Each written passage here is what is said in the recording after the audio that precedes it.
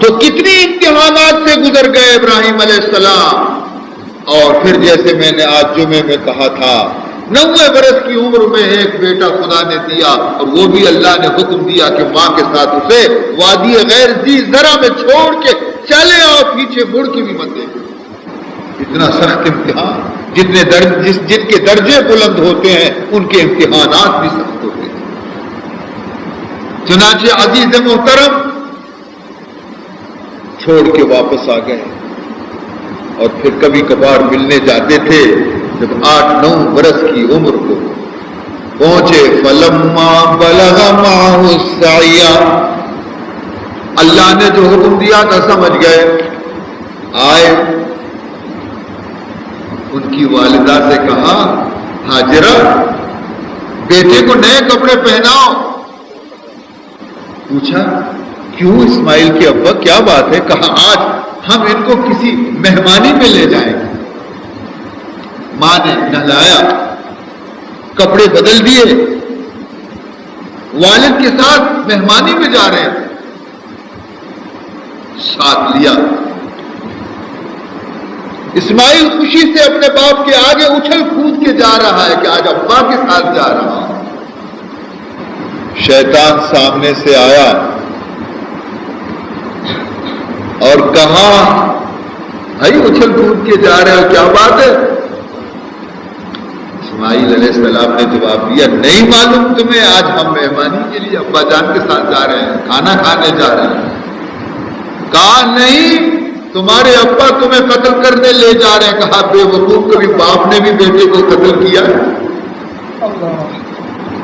کہا نہیں, مگر اس کے ساتھ رسی بھی ہے, چھری بھی ہے, تم کو قتل کرے گا. کہا بھلا کیوں آخر؟ کہا خدا نے حکم دیا ہے کہ بیٹے کو قتل کر دے. کہا پھر تو میں بڑا خوش نصیب ہوں کہ اللہ میری قربانی چاہتے ہیں. پتھر اٹھا کے مارا. پھر آئے ابراہیم کے پاس, ابراہیم دیکھو یہ بیٹا تمہارا, اب اچھلنے کودنے کا زمانہ آ گیا, ابھی تو تم نے اس کو دیکھا بھی نہیں. کیا تیرا دل گوارا کرتا ہے کہ ایسے بیٹے کو جا کے ذبح کر دو؟ فرمانے لگے کہ خدا کے حکم کے آگے بیٹا تو بیٹا ہے, میں بھی قربان. پھر آ کے حضرت ہاجرہ سے کہا جانتے ہو ابراہیم تیرے بیٹے کو کہاں لے گیا؟ دعوت میں لے گیا. کہا نہیں, ذبح کرنے لے گیا. کہا کبھی باپ نے بھی بیٹے کو ذبح کیا؟ کہا ان کو وہ کہتے ہیں کہ خدا نے حکم دیا ہے. کہا خدا کے حکم کے سامنے تو ہم سب قربان ہیں. شیطان کو سوائے پتھر کے کچھ نہیں ملا, اور یہی وہ پتھر ہیں جو شیطان کو لگتے ہیں, آج ہی مارتے ہیں اسے. 3 دن تک مینا کے میدان میں پہنچے, بیٹا بھی پہنچا, والد بھی پہنچے. اب باپ نے اپنے بیٹے سے کھل کے باتیں کی, کہنے لگے یا بنی انی ارا فی المنام انی اذبحک فانظر ماذا تری. پیارے بیٹے آج میں تمہیں یہاں اس لیے لایا ہوں کہ میرے رب نے مجھے خواب میں حکم دیا ہے کہ آج میں تمہیں خدا کے نام پہ قربان کر دوں, ذبح کر دوں. چھری بھی میرے ساتھ ہے, رسی بھی میرے ساتھ ہے. تو کیا کہتا ہے؟ تیری کیا رائے ہے؟ تیری مرضی کیا ہے؟ میں تجھ سے پوچھتا ہوں. نہ بیٹے نے کچھ سوچا, نہ کچھ فکر کیا, نہ کچھ تشویش ہوئی, فوراً برجستہ اسی وقت اپنے والد سے کہنے لگے یا ابت افعل ما تؤمر. ابا جان پھر دیر کس کی ہے؟ سبحان اللہ. یا ابت افعل, ابا جان پھر دیر کیوں لگا رہے ہو؟ جو حکم مل چکا ہے اس کی تعمیل کرو, میری فکر مت کرو. ستجدنی انشاء اللہ من الصابرین. انشاءاللہ آپ مجھے صبر کرنے والوں میں پاؤ گے. نہ میں ہاتھ ہلاؤں گا، نہ میں پیر ہلاؤں گا، نہ میں گردن کو اپنی ٹیڑھی کروں گا، میں خوشی خوشی سے خدا کے آگے جان دے دوں گا. عظیم بہتر نباشد در جہان، عظیم بہتر نباشد در جہان، کہ قربان خداوند است جانم. میرے لیے یہ سب سے بڑی سعادت اور دولت کی بات ہے. اس سے زیادہ عزت میرے لیے کیا ہو ابا جان کہ میری یہ حقیر جان اللہ کو پسند آ گیا، اللہ نے اسے قربانی میں قبول کیا. عزیزان محترم، فلما اسلما وتلہ للجبین، ماں باپ اور بیٹا جب دونوں فرما بردار ہو گئے خدا کے حکم کے، اور باپ نے کیا کیا، اسے منہ کے بل زمین پہ گرا دیا، پیشانی کو زمین پہ رکھ دیا تاکہ چہرہ نظر نہ آئے. ایسا نہ ہو کہ شفقت پدری جوش مارے. چہرے کو زمین کی طرف کر دیا، چھری نکال کے حلق پہ پھیرنے لگے اور اوپر سے ندا آ گئی، یا ونادیناہ یا ابراہیم قد صدقت الرؤیا. ابراہیم بس ابراہیم، بس ابراہیم، تو نے اپنا خواب سچا کر دکھایا، ہم نے تیری قربانی کو قبول کیا. لو جنت سے میڈا ہم نے بھیجا ہے، اسے قربان کر دو. عزیزان محترم، یہ اللہ تعالیٰ کو یہ سارے اعمال اتنے پسند آ گئے. وہاں ہاجرہ پانی کے لیے دوڑتی رہی اور یہاں حاجی صفا مروہ کے درمیان دوڑ لگاتے ہیں. اسی طریقے پر یہاں حضرت ابراہیم علیہ السلام نے بیٹے کو قربان کیا، وہاں ساری امت محمد پہ لازم کیا گیا کہ تم بھی قربانی پیش کرو. آج جانور کی قربانی کر رہے ہو، کل اگر تمہارے جان کی ضرورت ہو تو اسے بھی دے دو گے.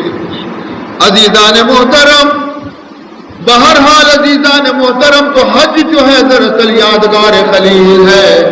میں نے عرض کیا کہ حج جو ہے وہ سفر عشق ہے، سفر محبت ہے، عشق و محبت کا سفر ہے. بیت اللہ کی طرف جانا کہ وہاں کوئی کام آپ اگر مقصد پوچھو تو کچھ معلوم نہیں پڑتا. دیوانہ جو کام کرتا ہے کوئی کام مقصد سے نہیں ہوتا. ان کا ہنسنا، ان کا رونا، ان کا بیٹھنا، ان کا اٹھنا کوئی مقصد نہیں ہوتا. یہی حال ہوتی ہے حجاج کرام کی. جا رہے ہیں بیت اللہ کی طرف، محبت اور شوق میں جا رہے ہیں، آنسو میں آنکھوں میں آنسو ہیں، لب پہ لبیک کی صدائیں ہیں، اور ایک عجیب کیفیت کے ساتھ جا رہے ہیں. اس وقت کا منتظر ہے جب سرزمین مکہ میں داخلہ ہوگا. عزیز محترم، جب وہ وہاں پہنچتے ہیں اور یہ کہا جاتا ہے کہ بھائی یہ وہ مقام ہے کہ جہاں جبریل امین آیا کرتے تھے، یہ غار حرا ہے، یہ جبل ثور ہے، یہ شہر مکہ ہے، یہ حرم مکہ ہے. اور جلدی سے اپنے معلم سے کہتے ہیں کہ ذرا جلدی ہمیں حرم کعبہ کا دروازہ بتا دو. جب باب السلام سے گزرتے ہیں، کتنا ہی سخت دل انسان کیوں نہ ہو، پتھر جیسا دل رکھنے والا انسان کیوں نہ ہو، میرے محترم بزرگوں جب اندر داخل ہوتے ہیں، نظر جب پہلی مرتبہ بیت اللہ پر پڑتی ہے، آنسو ہیں کہ تھمتے نہیں. اللہ، رونا شروع کر دیتے ہیں، بغیر اختیار کے آنسو بہتے جاتے ہیں. عزیز محترم، عجیب کیفیت وہاں کی ہوتی ہے. یہ ہے بیت اللہ، سیاہ پوش. جی چاہتا ہے کہ وہاں تڑپ تڑپ کے جان دے حاجی صاحبان. اب وہاں یہاں ہمارے رب نے ہم کو بلایا یہ ہمارے رب کا گھر ہے. یہ کیا ہے چاندی کے خول کے اندر؟ یہ کیا چیز ہے؟ یہ وہ پتھر ہے کہ جسے حضرت آدم جنت سے لائے تھے. یہ بہت ہی سفید تھا. زیادہ ہاتھ لگانے سے اس کو جو ہاتھ لگاتا ہے یہ گناہیں خود چوس لیتا ہے اپنے اندر اور ہاتھ لگانے والے کو پاک کر دیتا ہے. اسے حجر اسود کہتے ہیں، سنگ اسود. اس کو بوسہ دے کر کے حاجی طواف یہاں سے شروع کرتا ہے. سنگ اسود سے آگے یہ کیا ہے؟ یہ ملتزم ہے. دروازے سے پہلے یہ وہ جگہ ہے جہاں حاجی پردوں سے لپٹ جاتے ہیں. جیسے ایک فقیر ایک بادشاہ کے دامن کو پکڑتا ہے، چھوڑتا نہیں، روتا ہے. لپٹ لپٹ کے یہاں رونا شروع کر دیتے ہیں. یہ بیت اللہ کا دروازہ ہے، یہ رکن یمانی ہے، یہ رکن عراقی ہے، یہ رکن شامی ہے. یہ کیوں پھیرے لگا رہے؟ کس چیز کی تلاش ہے ان کو؟ کہتے ہیں ہمارے رب نے ہمیں بلایا ہے. وہ کہاں ملیں گے؟ رکن شامی میں ملیں گے، رکن یمانی میں ہوں گے، رکن عراقی میں ملیں گے. کہاں ملیں گے؟ ملتزم پہ ملیں گے. 7 پھیرے لگانے کے بعد عزیزان محترم وہ آتے ہیں اب مقام ابراہیم. مقام ابراہیم معلوم ہے یہ وہ پتھر ہے کہ جس پر کھڑے ہو کر حضرت ابراہیم علیہ السلام نے بیت اللہ کی تعمیر کی ہے. وَإِذْ يَرْفَعُ إِبْرَاهِيمُ الْقَوَاعِدَ مِنَ الْبَيْتِ وَإِسْمَاعِيلُ. عزیزان محترم، اللہ رب العزت کے حکم سے اسماعیل علیہ السلام جوان ہوئے. اسماعیل علیہ السلام نے شادی کی، قبیلہ جرہم میں شادی کی، اور باپ ملنے کے لیے آیا. اسماعیل گھر پہ موجود نہیں تھے. بیوی سے ملے، پوچھا اسماعیل کہاں ہے؟ انہوں نے بے رخی سے بتایا کہ وہ یہی کہیں باہر گئے ہیں. کہا کیسے ہیں تمہارے ساتھ؟ اسماعیل کہا بس چلتا ہے، اچھا نہیں ہے میرے ساتھ. کہا بہت اچھا. اسماعیل جب آئے تو ان کو میرا سلام کہہ دینا اور یہ کہہ دینا کہ تمہارے گھر کی چوکٹ مجھے پسند نہیں، اسے بدل دو. اس لیے کہ اس نے شکایت کیا تھا کہ مجھے نہ اچھا کھانا دیتا ہے، نہ برابر کپڑے دیتا ہے، میری خبرگیری برابر نہیں کرتا. اور نہ اس خدا کے بندے نے اسماعیل ابراہیم علیہ السلام کو بیٹھنے کے لیے کہا، نہ پانی پلانے کے لیے کہا. ابراہیم علیہ السلام واپس گئے، یہی پیغام چھوڑ کے گئے. شام کو اسماعیل علیہ السلام آئے تو اس نے محسوس کیا کہ میرا گھر نور سے بھرا ہوا ہے. نبی جہاں جاتا ہے تو وہاں خوشبو ہوتی ہے، وہاں انوارات ہوتے ہیں. ان کی نگاہ دوسرے ہر شخص نہیں دیکھ سکتا مگر دیکھنے والے دیکھ سکتے ہیں. کچھ نورانیت محسوس کی تو بیوی سے پوچھا کیا یہاں کوئی آ گئے تھے؟ کہاں ایک آدمی آئے تھے. کہا کچھ کہا؟ کہا بس کچھ کہا نہیں، بس یہی کہ اسماعیل آئے تو کہہ دو تمہارے گھر کے دروازے کی چوکٹ خراب ہے، اسے بدل دو. پوچھا معلوم ہے یہ کون تھے؟ کہا نہیں مجھے نہیں معلوم. کہا میرے ابا تھے، یہ ابراہیم تھے. سمجھتی ہے اس نے مجھ سے کیا کہا؟ کہا نہیں. کہا اس نے کہا تیری بیوی مجھے پسند نہیں، اسے طلاق دے دو، دوسری شادی کر دو. یہ ہے چوکٹ بدلنے کا معنی. اسی وقت اس کو طلاق دے دیا، دوسری شادی کی. دوسرے سال جب ابراہیم علیہ السلام پھر ملاقات کے لیے آئے، اسماعیل پھر بھی اتفاقاً موجود نہیں تھے گھر پہ. جب یہ پہنچے تو بیوی استقبال کے لیے کھڑی ہو گئی. بیوی نے چارپائی بچھا دیا، چٹائی رکھ دیا، منت کیا کہ بزرگ محترم تشریف رکھیں، اسماعیل ابھی آتے ہی ہوں گے، ابھی آتے ہی ہوں گے، آپ بیٹھیے میں آپ کے لیے کھانا پکاؤں. میں آپ کی خدمت کچھ کروں. کہنے لگے نہیں مجھے تو واپس جانا ہے. کہا ابھی تو آپ آئے ہیں, دور سے آئے ہوئے معلوم ہوتے ہیں, ذرا آرام کر لو, تھکن دور ہو جائے. اسماعیل ابھی آتے ہی ہوں گے. فرمانے لگے نہیں مجھے جلدی ہے, میں جا رہا ہوں. اسماعیل آئے تو سلام کہنا اور کہنا. اور پوچھا پھر تمہارے ساتھ کیسے؟ کہا اسماعیل میں تو جنت میں ہوں دنیا کے اندر, ایسا شوہر مجھے خدا نے دیا. کہا کہ اسماعیل آئے تو ان سے کہنا کہ تمہارے گھر کے یہ دروازے کی چوکٹ مجھے بہت ہی پسند ہے, اس کو سنبھالنا. شام کو اسماعیل علیہ السلام آئے, نورانی اثرات دے کے پوچھا یہاں کوئی آئے تھے؟ کہاں ایک بڑے بزرگ آئے تھے, ایک نورانی چہرے والے انسان آئے تھے.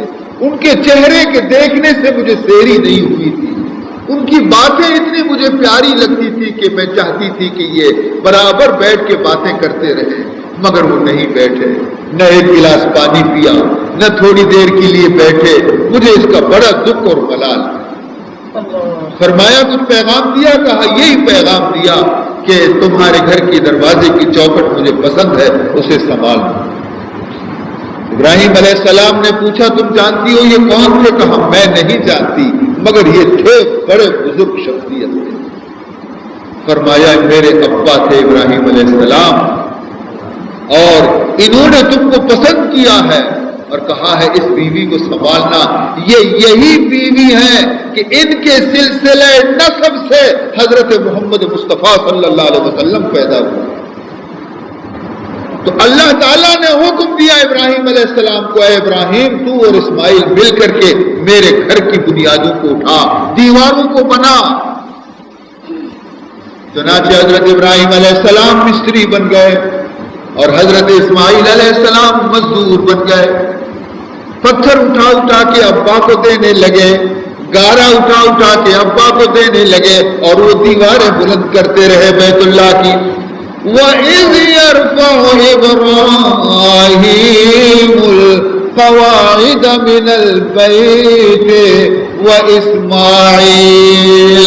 یاد کریں وہ زمانہ جب ابراہیم علیہ السلام بیت اللہ کی دیواروں کو اٹھا رہے تھے اور اسماعیل بھی ان کی مدد کر رہے تھے.